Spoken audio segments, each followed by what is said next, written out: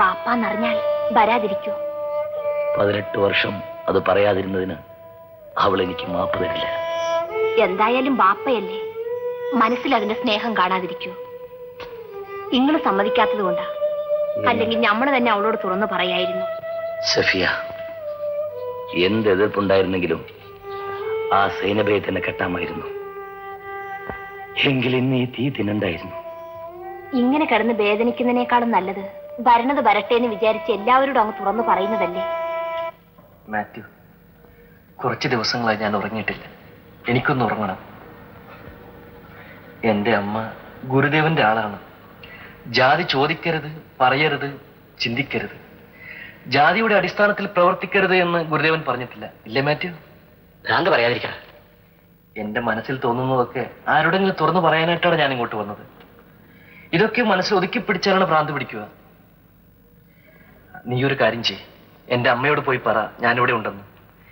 ആരും എന്നെ ഇങ്ങോട്ട് അന്വേഷിച്ചു വരേണ്ടതില്ലെന്നും. ഓടെ വാതിലടച്ചോളൂ. ഞാൻ അടുത്ത തെരഞ്ഞെടുപ്പിന് ഒരു സ്ഥാനാർത്ഥിയായിട്ട് നിൽക്കാൻ പോവാണ്. പഞ്ചായത്ത് തെരഞ്ഞെടുപ്പിന്. എന്റെ പാർട്ടി അങ്ങോട്ട് തീരുമാനം എടുത്തേക്കും. മോനെ ഇന്നലെ പോയിട്ട് ഇതുവരെ വന്നിട്ടില്ല. ഒരു തെരഞ്ഞെടുപ്പും കുന്തും. അവനവന്റെ സ്നേഹിതന്റെ വീട്ടിലാണെന്നല്ലേ പറഞ്ഞത്? അതും വിചാരിച്ച് സമാധാനിക്കാൻ ഒരമ്മയ്ക്ക് കഴിയില്ല. അവൻ കുറച്ചാളത്തേക്ക് ഇവിടെ ഒന്ന് മാറി നിൽക്കട്ടെന്ന്. അപ്പോഴത്തേക്ക് ആ പെണ്ണിന്റെ കാര്യങ്ങളും ഒക്കെ ഒരു തീരുമാനം. അപ്പൊ പിന്നെ കുഴപ്പം തീർന്നല്ലോ. ദേവൻ വന്നില്ലേ ഇവിടെ? ഇല്ല ഏട്ടാ. അവൻ മോളെവിടെ? അവളകത്തുണ്ട്. മോളെ ആമിന, ആമിന, ഇതുള്ള ഇവിടെ ഒന്ന് ഇരിക്കാം. ഇവിടെ എന്നാ ഇവിടെ മോന്റെ കാര്യം പറഞ്ഞോണ്ടിരിക്കും. എനിക്ക് പാർട്ടി ഓഫീസിൽ ഒന്ന് പോകാം കേട്ടോ. മോളെ. അച്ഛാ, ദേവേട്ടൻ. അവൻ വരും മോളെ. അച്ഛൻ ഇങ്ങോട്ട് വന്നത് മോളോടൊരു കാര്യം ചോദിക്കാനാ. നമ്മുടെ ഹാജിയാരുടെ കൊച്ചുമോൻ ഹമീദ് മോളെ കിട്ടിക്കൊള്ളാമെന്ന് പറയുന്നു. നിങ്ങൾ ഒന്നിച്ച് പഠിക്കുന്നവരല്ലേ? നിങ്ങൾ തമ്മിൽ ഇഷ്ടത്തിലാണ്. അവനെ നിനക്ക് ഇഷ്ടമാണോ മോളെ? പറ മോളെ. അങ്ങനെ ചോദിച്ചാൽ ഞാനില്ലെന്നേ പറയൂ. എന്നാലും അച്ഛൻ ഇഷ്ടമാണെങ്കിൽ എനിക്കും ഇഷ്ടമാണ്. പിടിക്ക് പിടിക്ക്, അങ്ങനെ പറ മോളെ. അബ്ദുള്ളേ, ഇടാ നമുക്കത് നടത്തി കൊടുക്കാവടാ. യശോദേ, കൊച്ചു മുതലാളിയുടെ പെങ്ങളെ മോനെ ആവിനെ കിട്ടിക്കൊള്ളാമെന്ന് അബ്ദുള്ളയുടെ പറഞ്ഞു. എന്നാലെങ്കിലും എന്റെ മോനെ എനിക്ക് തിരിച്ചു കിട്ടുമല്ലോ. അബ്ദുള്ള, കല്യാണത്തിലുള്ള ഏർപ്പാടുകളെല്ലാം വേഗം വേഗം നടക്കട്ടെ. എനിക്ക് നിങ്ങളുടെ സമ്പ്രദായങ്ങളൊന്നും അറിഞ്ഞുകൂടാ കേട്ടോ. ഓ, ഞങ്ങളുടെ സമ്പ്രദായം ഒന്നും ഇക്കാര്യത്തിൽ അത്ര നോക്കാനില്ലെന്ന്. രജിസ്റ്റർ ഓഫീസിൽ പോവുക, അങ്ങോട്ട് നടത്തുക. അത് പാടില്ല. നിങ്ങളുടെ മതവിധ പ്രകാരം തന്നെ നടത്തണം. അങ്ങനെ ഇത് നടക്കുമെന്ന് നമുക്ക് തോന്നല്ല. അതെന്താ, പണത്തിന്റെ കാര്യമാണ്? അല്ല, പിന്നെ പറയാ. ഇത് നടത്തി തരേണ്ട ആള് പള്ളിയിലല്ലേ? ആ ആളടക്കം പള്ളിയുടെ എല്ലാ ഭാഗങ്ങളും ആചാരി പിടിച്ച് കെട്ടിവെച്ചേക്കല്ലേ? എടാ, എന്റെ മോൾ ആ തറവാട്ടിലേക്ക് തന്നെയാ കയറി ചെല്ലേണ്ടത്. പക്ഷേ രജിസ്റ്റർ ഓഫീസിൽ കൂടെ അല്ല, പള്ളിയിലൂടെ തന്നെ വേണം. Register office ആയാലെന്താ? മുസ്ലിം അല്ലേ കെട്ടുന്നത്? നിനക്കത് മനസ്സിലാകില്ല. രജിസ്റ്റർ ഓഫീസ് എന്ന് പറയുന്നത് മതത്തിന് പുറത്താ. അങ്ങനെ ചെയ്താൽ ഞാൻ തോറ്റുപോകും. എടാ, നീ ഒരു വഴി പറഞ്ഞതാ. എനിക്കും എന്റെ കുഞ്ഞിനും വേണ്ടി എന്നും വാദിച്ചിട്ടുള്ളവനാണ് നീ. ഇക്കാര്യത്തിന് കൂടി എന്നെ ഒന്ന് സഹായിക്കും കൃഷ്ണ. എടാ, നിന്റെ മതത്തിലെ ന്യായങ്ങളെല്ലാം തീർന്നു പോയോടാ. ഇത്ര ചെറുതാണോടാ എന്റെ മതം? ഇത് മതത്തിന്റെ കുറ്റമല്ല, മതക്കാരുടെ കുറ്റമാ.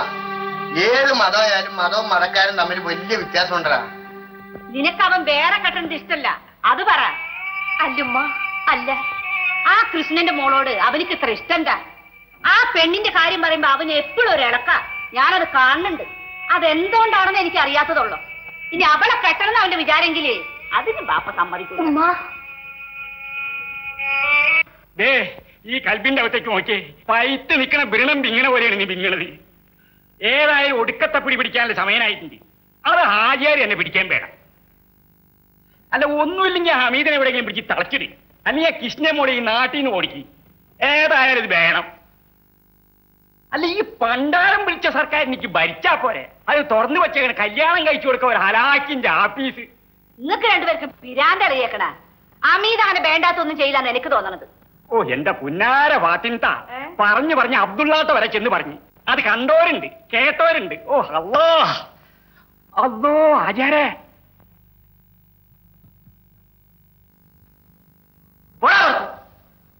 ദേഷ്യം പിടിക്കരുത്. കുടിച്ചിട്ടാ നിൽക്കുന്നത്.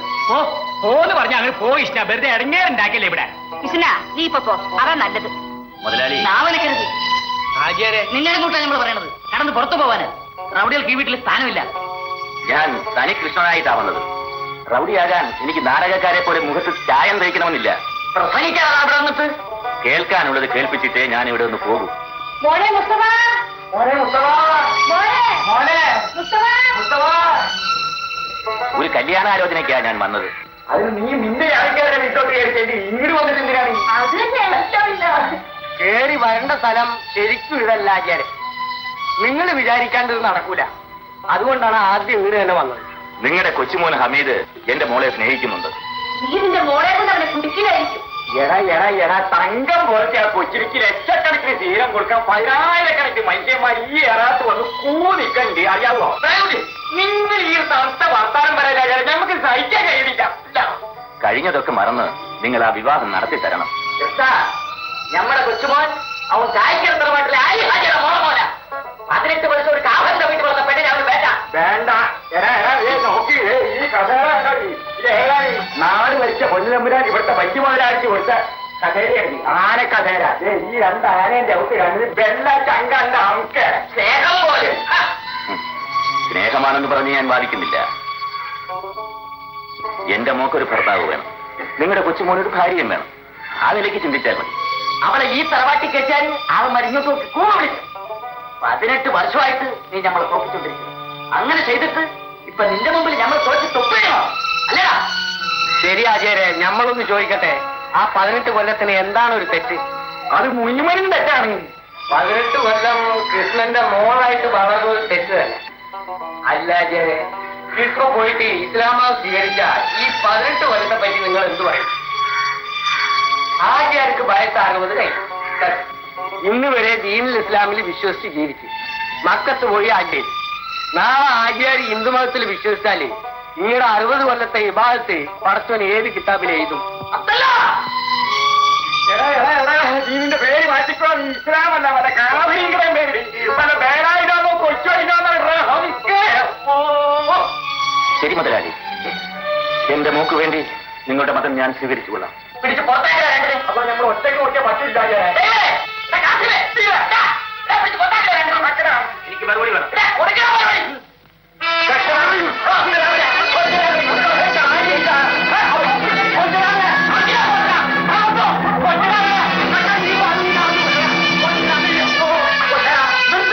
ബാപ്പ, എന്തിന്റെ പേരിലായാലും ഇതിനൊന്നും പഠിച്ചവൻ മാപ്പ് വരില്ല ബാപ്പ. മുതലാളി, ഈ കൃഷ്ണൻ വയസ്സായിപ്പോയി. ക്ഷമിക്കേണ്ടവനായിപ്പോയി. ഇപ്പോൾ ഇല്ലെങ്കിൽ ഇവിടെ ആരെങ്കിലും തന്നെയും കൃഷ്ണൻ പോലെയുള്ളായിരുന്നു.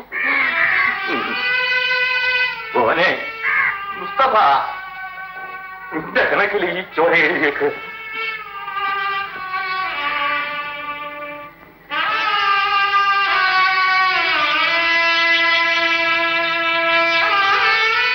ആചാര്യ, നമ്മളൊരു ഇസ്ലാമാണ്. ഖുർആൻ നമ്മൾ ഓതിയിട്ടുണ്ട്. ഹിന്ദു ആയാലും മുസ്ലിം ആയാലും മനുഷ്യനല്ലാന്ന് അത് പറഞ്ഞിട്ടില്ല. മനുഷ്യനെ കാണാൻ കഴിയാത്തവനിക്ക് പടച്ചോനെ കാണാൻ കഴിയില്ല. ആചാര്യ, ഒന്നും കൂടി അത് വായിച്ചു നോക്ക്. അപ്പൊ കൃഷ്ണൻ ആരാണെന്ന് മനസ്സിലാവും, ആമീൻ ആരാണെന്ന് മനസ്സിലാവും.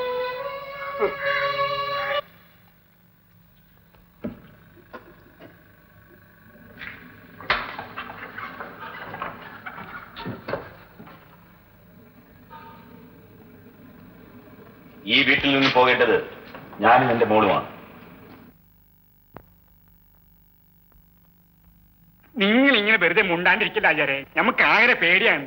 ദേ ആ കൃഷ്ണന്റെ നോട്ടം കണ്ട അമന്റെ പെങ്ങളും ഔക്കട കെട്ടിയവനും കൂടി ആ പെങ്കൊച്ചിനെ അവരുടെ ദേഹത്തിലോട്ട് മുക്കും, മഷി മുക്കണ പോലെ.